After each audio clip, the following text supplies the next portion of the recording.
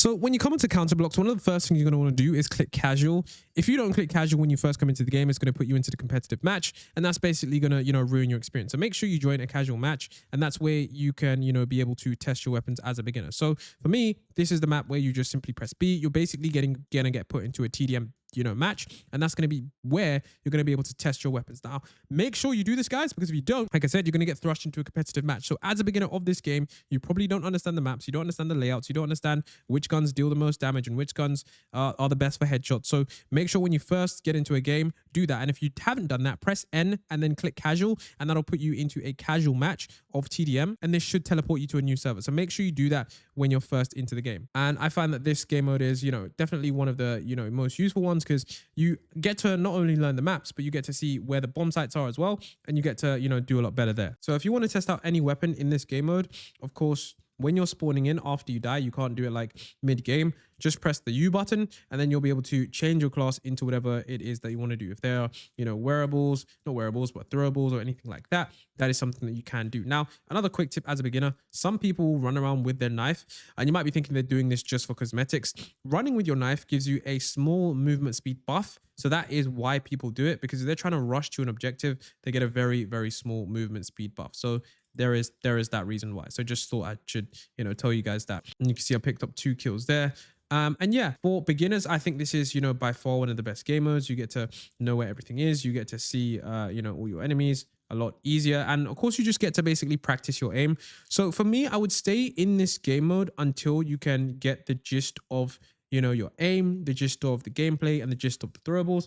Like I said, when you die, hit the B button, and then of course go to grenades or whatever. Maybe you want to see how flashbangs work, maybe you want to see how certain snipers work. It is completely up to you. So just press B, press whatever weapons you want, and then you're able to go there. Now of course, some people can spawn in on you, but I do believe that this game mode is by far the best game mode for beginners, because it allows you to have the ability to play the game without stressing about getting kills or dying. So it's super useful for that aspect. So with snipers as well, it's just a simple left click, and then there is actually 2 zoom options. So you do have to remember that there are 2 zoom options with this sniper. So it's not in and out, it's in and out with 2 zooms. And yeah, test each weapon to see how it fares, because each weapon is gonna, probably be different to you. Like sometimes I feel like using a sniper, some of my friends, they're good at using the AK-47. It is gonna be completely up to you. So just press B, press, maybe you want to use an SMG or a Thompson or whatever. It's completely up to you guys. But for beginners, this is the best way to get into CounterBlox, because otherwise you're going to be in S&D. You're not going to have any guns. You're not going to have any ammo, and you're going to be struggling for quite some time. So for me, this is what I found to be the very best way to see what guns just really do best for you. So for me, do that. And also don't forget to check out the map, see if there are any blind spots and other different sides, because that's going to help you guys when you get into a real game. So play a few games of this first, see how the gameplay is, and then of course run around with your knife, just press Q, of course see which snipers and stuff, see which ones are best in terms of your play style, and then of course you're able to go from there.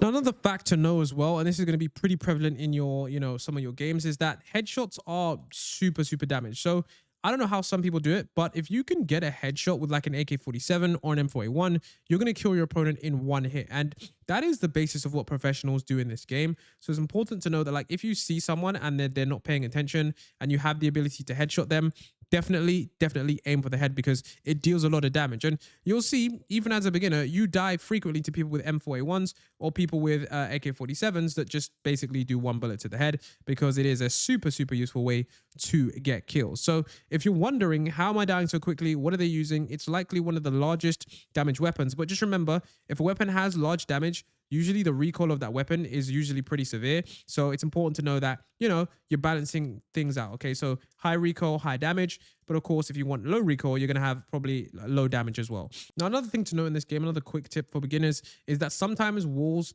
can, you can deal damage through them. So if you do see an enemy around the corner, it does make sense sometimes to shoot that wall. Now, this isn't always the case. If it is a thin wall, you can get shot through it, okay? Like those bricks right there. Sometimes some wood can be shot through, okay? It is very frustrating, I know, but it is part of the game. So I just thought you guys should know that. So this is an example of a wall that you can shoot through. I know it's not that strong, but it is a wall that you can shoot through. Another important thing to note is that water on these maps will kill you. So don't jump into them, because there's no swimming mechanic. You're going to die.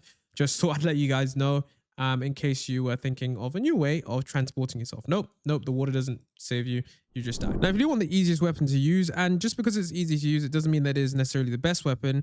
It is going to be the shotgun on this map, because you can't really miss. It fires off many different pellets. So if you're a beginner, this is going to help you out aiming tremendously. So I would say if you're a beginner, try and use the shotgun to just sort of gain your game sense a little bit. And then once you got your game sense with the shotgun, then switch to an SMG and then switch to an AR. And the reason I say that is because aiming in this game is not like any other game. There's no aim assist, and it is pretty difficult. So the best thing that you can do, I would say, is if you're a complete beginner, you're a complete noob at the game like I was, use a shotgun, walk around, and of course crouch, and then see if you can get more kills that way. So if you're struggling to get kills, that's what I would do, because the shotgun is by far something that is just much easier to aim with. The reason I say that as well is because it's easier to get kills with the shotgun, because, you know, most kills in this game are going to revolve around trying to get headshots, and that's not something that the average person just playing the game can do. So the shotgun is just by far easier because you've got a greater spread, so you've got much more chance of hitting your opponents. So yeah, if you're struggling, this is what I would try. So now that you've played the casual mode,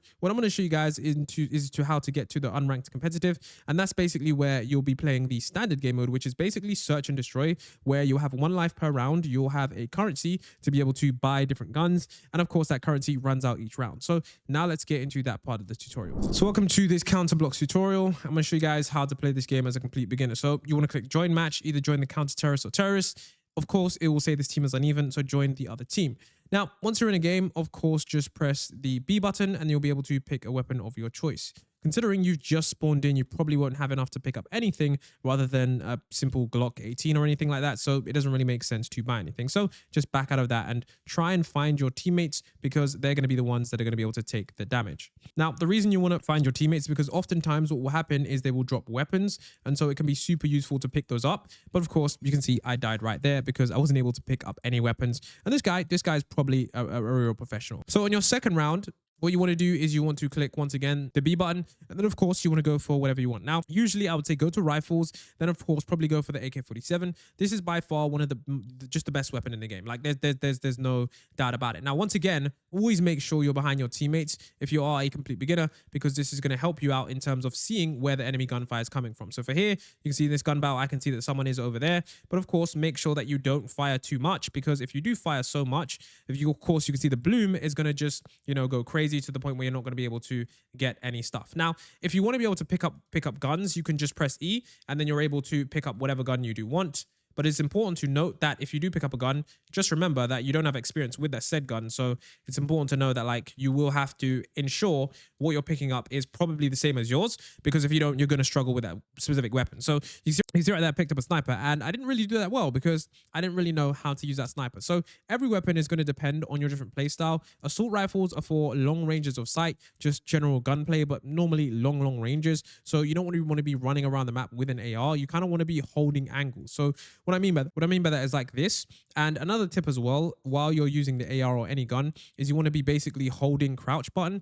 And the reason you want to be holding crouch is because crouch allows you to lower your bloom to the point where you're not going to be as dangerous in terms of, you know, having the ineffective gunfire. So you can see right here, when I fire my gun, eventually the more I fire, the wider my bullet spread goes. So for example, you know, depending on the gun that you have, you're going to be less accurate the more you fire. So ideally what you want to be doing is you want to be just, you know, firing one tapping. And of course you want to be doing that with assault rifles mainly. So that's going to give you the main benefit there. So you can see right here, as I'm moving around, my bloom is just completely crazy. But if I'm moving around and I'm crouching, you can see that my bloom is not as crazy. So that's something that you want to make sure that you completely do have. And of course, if you are seeing, you know, multiple enemies, you will have to make sure that, you know, at some point you do get yourself. And something that can be useful, of course, as the rounds progress, can be throwables and stuff like that. But depending on how much money you do have, it is going to depend on if you're going to be able to afford that or not. Now, like I said as well, if you are struggling with kills and money, don't forget to just follow your teams, because your teams are going to usually, you know, rush in. Usually there's some kind of try hard, trying, you know, as hard as they can. But sometimes they will die and drop their weapons, which is going to be super useful for you. Now, there usually will be like a warm-up round before the round starts, and you can be able to, you know, buy different weapons and test different weapons. That is usually where I advise you to test out different weapons, snipers, things like that, because that's going to be super useful for you. So Of course, you get 30 seconds in the warm-up to test out these weapons and see what's useful for you. For me, of course, I'm testing out the sniper, but it's important to, test out different things that, you might want to try later out on the round without having the fear of death. Now, of course, it's completely dependent on your playstyle. Some people do like to run and gun. Some people do like to just snipe around. And so it's completely dependent on what you do like to do. So for me, I know that, I do like to snipe a bit. So I will test out the different snipers. But in terms of, weapons, now, if you're on a counter-terrorist team and you're wondering whether or not you have the bomb, it will say like this super not crazy icon, but there will be like a small icon there that you can see, and that means that you do have the bomb. Okay, so it's important to know that if you do have the bomb, you should be trying to move towards the bomb site, and that is because the entire goal of this game is to basically plant the bombs on either site. So you've got sites B and sites A, and when you plant a bomb on either of those sites, that's going to be basically where you get the majority of your value. So someone on your team might have the bomb and you'll be able to see it on their back, and of course usually what people do is they usually follow that person to wherever it may be, depending on where they might want to go, because the bomb is of course the main objective. So if someone is going to be doing that, that is of course going to be one of the main objectives. Now, another thing that you do have in the game is, of course, with throwables. So your best bet in terms of being a beginner, if you're trying to rush a bomb site, your best bet is like a smoke grenade or a flashbang. Now, of course, you can use these, but you don't have to use them straight away. If you just hit 4 on your keyboard, it's going to just basically go to the first thing. So if you want to use your flashbang, you can just, throw it wherever it is. And then, of course, it's going to flash your enemies. Like I said, if you're rushing bomb site and you know that there are enemies nearby, and let's say you want some cover, the smoke grenade is a really good choice. So for me, of course, I might want to rush B. So I see there's an enemy right there. I'm going to throw the smoke, and then hopefully I'm able to use that to be able to get a kill. Clearly I wasn't, because I'm not very good at aiming on this game and I didn't, buy a weapon. But the point I'm trying to say is that your throwables are basically another layer of gameplay that add to the experience. So if you want to just do a bit more, definitely make sure you get at least one throwable. That way, if you're in a situation where it needs one later on in the round, you can use it to advance your position without compromising your position. Now, it's important to know that some people in this game might be hacking, and I don't say that lightly, because you'll realize that you just die in almost immediate, like 2 seconds. So it's important to know that if you do keep dying quickly, maybe try and change lobbies. Do just press the N button, and then you'll be able to, change lobbies and, back out if you are finding that that is something that does happen. Got a quick kill there. But yeah, it does happen sometimes, not all the time, but just press N and of course go home, and then you can switch to like deathmatch. So let's say you're struggling with the lobby, just press N, then click continue, and then it's going to put you in a new server. So now if you do want cosmetics for your weapon, you will have to open a case. So let's say, for example, I want to open, I don't know, a spectral case. I actually recently bought 50 credits. So if I buy this, it's going to show you what you're probably going to get. So let's just open this and let's see what we get.